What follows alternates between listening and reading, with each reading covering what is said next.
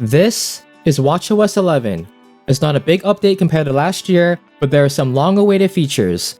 So in this video, I'll go over my top 5 as well as some small changes that weren't announced. Okay, activity rings has always been a staple part of the Apple Watch. They encourage you to burn some calories, get your daily exercise in, and stand up every once in a while. But sometimes, life gets in the way and you get injured or sick, but you don't want to ruin your streak. Well, now you can finally pause your rings and keep your streak going. On the Apple Watch, open the Activity app and touch the weekly summary icon in the top left corner. Then scroll all the way down and you see a new option, Pause Rings. Tap that and it'll give you a brief overview and several options to choose from. You can pause your rings for the day, for the rest of the week or month, or up to 90 days in advance. And don't worry, you can resume anytime you want. In addition to pausing your rings, you can also set different goals for each day of the week. So let's say you want to relax and have fun over the weekend, you can lower your move, exercise, and stand rings to maybe half of what you normally set. Adjusting your rings happens on the same page as pausing your rings. When you tap on Change Goals, there's supposed to be a calendar icon in the top right like on Apple's website, but I guess it's not ready yet.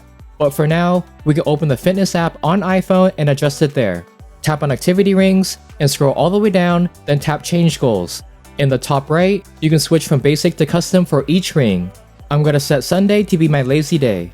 The lowest move goal can be set to 10 calories, exercise for 5 minutes, and stand for 6 hours. We're not machines, so I'm glad Apple finally added these activity features. Also, something new to the Fitness app on iPhone is a customizable summary tab. At the bottom, there's a new Edit Summary button, and tapping that will have a new Add icon appear in the top left. A category window will slide up, and you can start adding different metrics.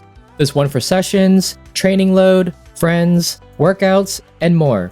It's similar to widgets because some of them have different sizes and types. When you see one you like, tap it, then add card. You can also move them around, but it's kinda buggy. If everything looks good, tap done, and boom. If you want to learn more about customization in iOS 18, I'll leave my hands-on video in the cards and link it in the description box below. Alright, Apple introduced Smart Stack in watchOS 10, and now it's even smarter. Widgets will automatically appear based on time and location.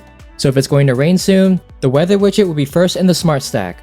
Or if you're starting or ending your day, there'll be a mindfulness widget. But you can always turn these off if you only want to see your preferred widgets. Live activities are now supported. We had some before like timers and now playing, but third-party widgets like Uber and Sports will appear. New widgets were added like Shazam, Translate, and Vitals, and developers can create their own widgets. With the new Smart Stack, Apple retired the Siri watch face, which I believe is the first watch face they ever removed. So I want to go over some small changes that are worth mentioning. On the Apple Watch Series 9 and Ultra 2, there's a new feature called Double Tap. It's even better in watchOS 11 because you can scroll through apps. Like in weather, just double tap to see the hourly forecast, and continue tapping to scroll through the week. Scrolling down on the digital crown now shows your notifications, and unlocking the watch is a simple press instead of a press and hold. For the first time ever, you can change your ringtone and alert sounds under Settings, Sound and Haptics. Let me play a few.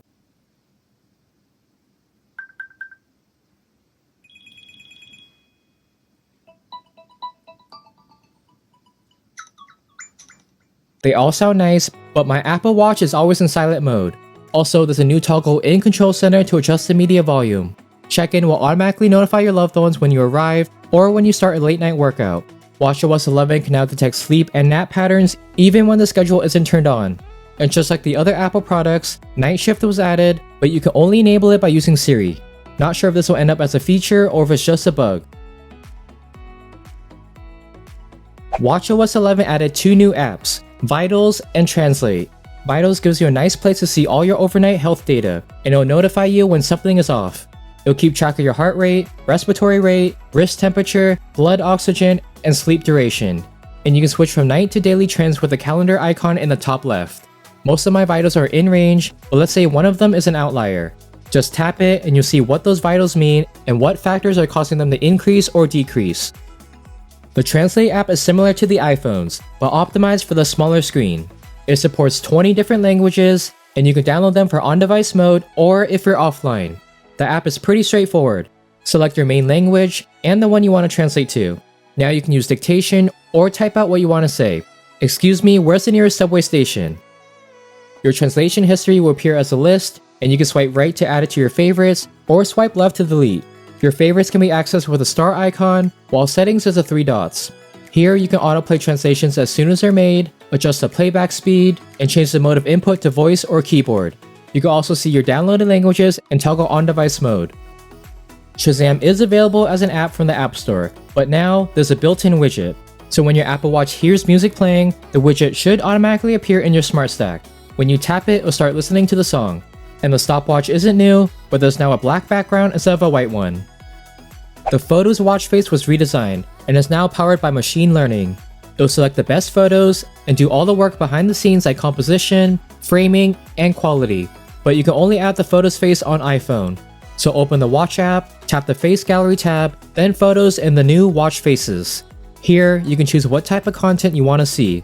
Shuffle through photos from different categories like people, nature, cities, pets, and collections, or manually pick your own.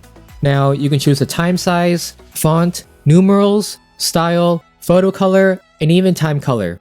There's also a top and bottom complication, but it might get in the way of the photo.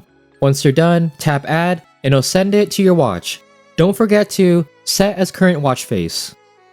watchOS 11 is compatible starting with the Apple Watch Series 6, SE 2nd generation, and Apple Watch Ultra. I'll be working on my iPadOS 18 video next, so stay tuned for that. But let me know what's your favorite watchOS 11 feature in the comments down below. Thanks for watching, and if you haven't already, please like, subscribe, and hit the bell so you'll be notified when I post new videos. And I'll catch you guys in the next one. Bye!